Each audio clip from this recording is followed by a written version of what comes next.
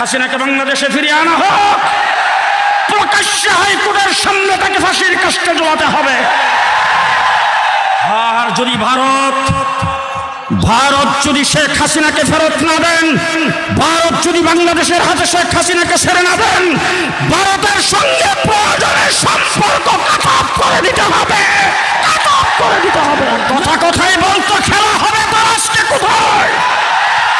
পরিষ্কার বিষয় বলতে চাই, দুপুরে মাঠে সিরাজ সম্মান করতে দাও নাই, আমরা হাজির হয়েছি, বাবার বেটা হইলে খেলতে আসো, দেখি কত দান কত চাই।